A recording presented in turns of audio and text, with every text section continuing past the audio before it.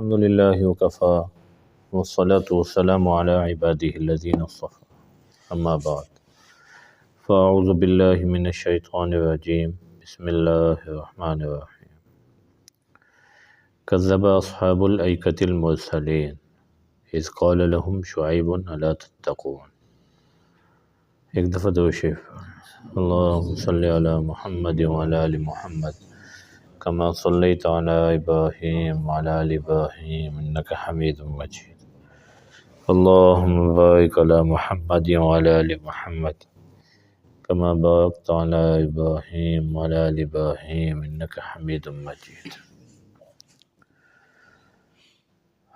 انبیاء علیہ السلام کے تذکرے چل رہے ہیں. اسی ضمن میں حضرت شعیب علیہ السلام کی قوم کا اللہ تعالیٰ تذکرہ فرما ہے. فرمایا اصحاب ایکا جنگل والوں نے بھی رسولوں کی تکذیب کی، ان کی بات نہیں مانی، ان کو جھوٹا قرار دیا. جب ان کو شعیب علیہ السلام نے کہا لا تتقون، تم اللہ سے ڈرتے نہیں ہو، انی لکم رسول امین، میں تمہارے لیے اللہ کا پیغام لایا ہوں، امین امانت دار ہوں. فاتقوا اللہ واطیعون، تم اللہ سے ڈرو اور میری فرما برداری کرو.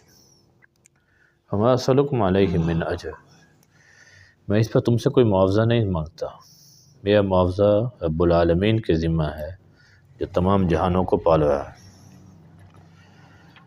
میں کل بھی عرض کیا اللہ تعالیٰ نے صرف کفر کی وجہ سے کسی قوم کو ہلاک نہیں کیا، کفر کے ساتھ کوئی نہ کوئی ایسا ظلم پایا گیا ہے جو پھر اللہ تعالیٰ نے پھر ان کو عبرت کا نشان بنایا ہے.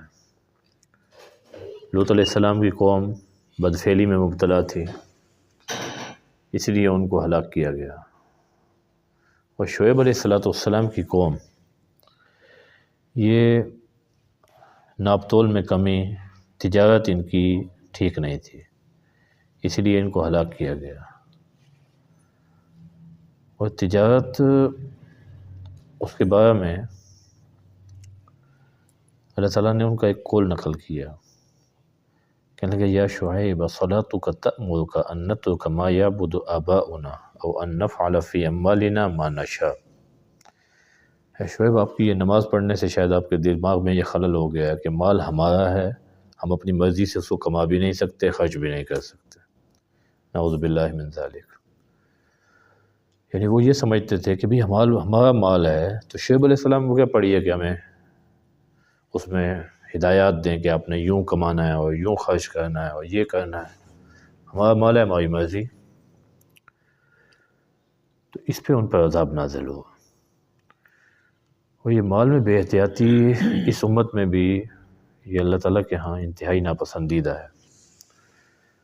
ہماری جو تجارت چل رہی ہے نا، جو ہمارا دیندار تاجر ہے، وہ کہتے ہیں کمانے میں آزاد ہوں، جیسے مرضی ہے کما لوں، خرچ کرنے میں چلو صدقات بھی کر لوں گا تو مال کا جو میل کچیل ہے وہ دور ہو جائے گا.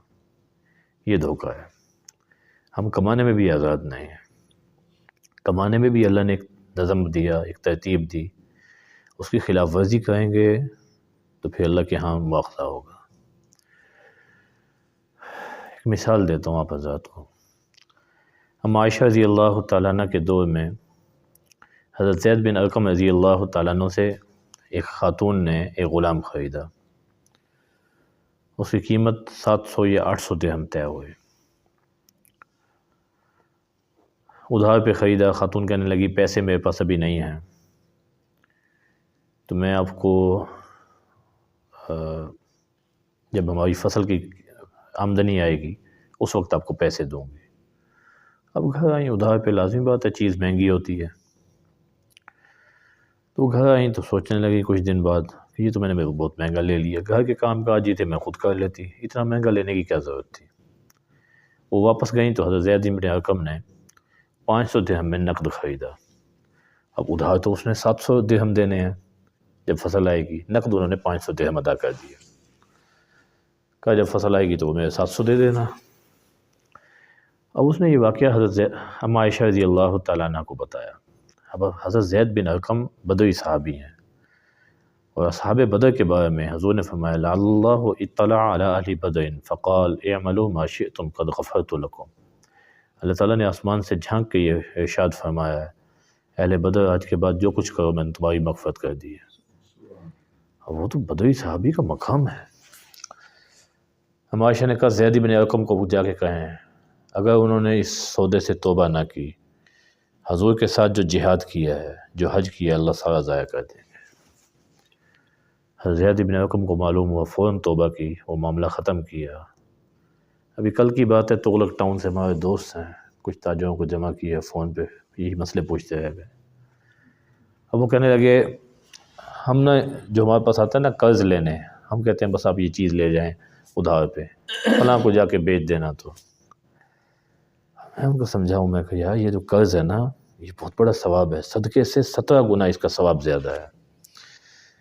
پھر جو صدقہ ہے اس کا ثواب بتا کے پھر میں کہوں اب خود اندازہ لگاؤ، یہ 17 گنا زیادہ ثواب ہے۔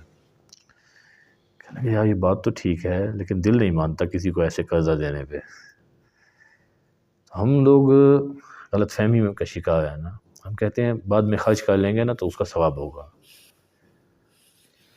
اللہ تعالیٰ نے دونوں چیزوں پہ پابند کیا ہے، کمانے پہ بھی پابند کیا ہے کہ اللہ کے حکم کے مطابق کمائیں، اور پھر اس پہ نبی کریم صلی اللہ علیہ وسلم نے فرمایا دیکھو جو سچا اور امانت دار تاجر ہوگا وہ انبیاء، صدیقین، شہداء اور صالحین کے ساتھ حشر میں ہوگا۔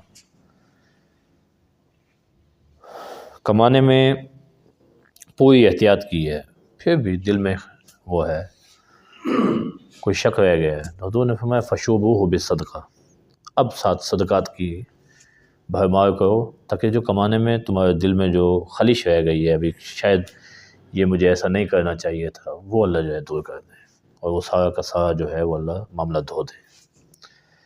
تو شعیب علیہ السلام کی قوم، اس کو یہ غلط فہمی تھی کہ شاید ہم مال کے کمانے میں آزاد ہیں، جیسے مرضی ہے کمائیں۔